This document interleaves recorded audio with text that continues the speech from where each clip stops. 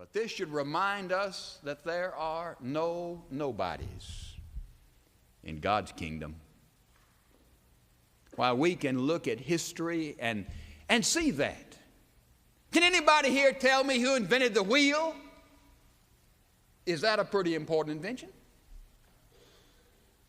I'll give you 10-to-1 odds, and I don't even gamble, that it was a Bayrack. It was somebody like James the Less.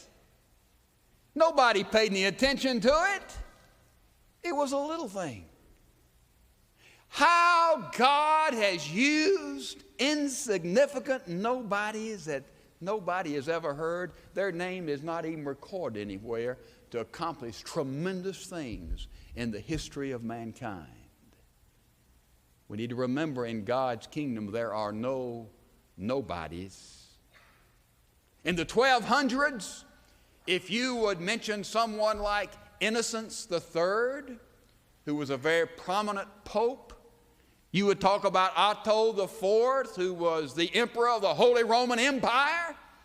Why, these were VIPs, known men throughout the civilized world.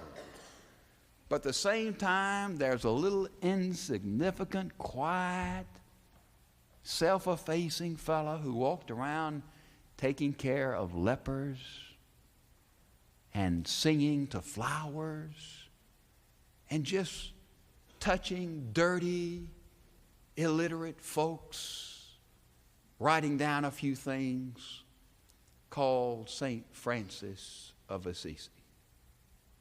A nobody. But people talk about St. Francis today. I haven't heard anybody mention Otto IV in several months now.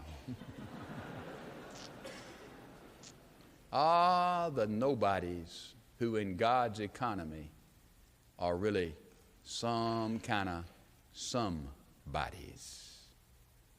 In the 1800s, 1850, there was a guy who worked in a clothing store, George Matthews, in London. He just had the idea that some young men who, when they were not at work, needed to have some prayer and Bible study and just play together and participate in some games. Nobody thought much about him. What could old George ever do? He just founded the YMCA, that's all.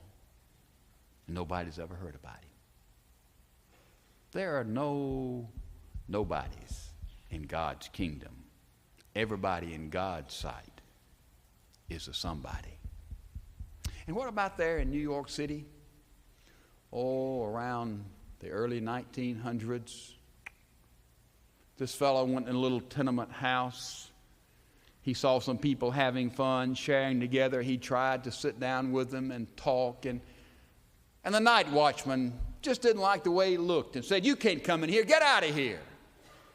So he went off into the night and sailed away.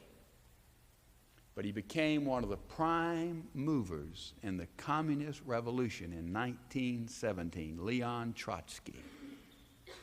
Boy, I read that story and I wondered what would have happened if that night watchman had let him go in with that group and they had befriended him and they had helped him and shared with him and loved him, how history might be changed today.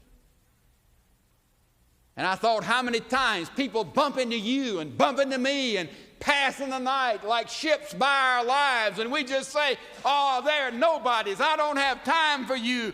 But if we take time, these nobodies can become God's somebodies, because in God's economy there are no nobodies.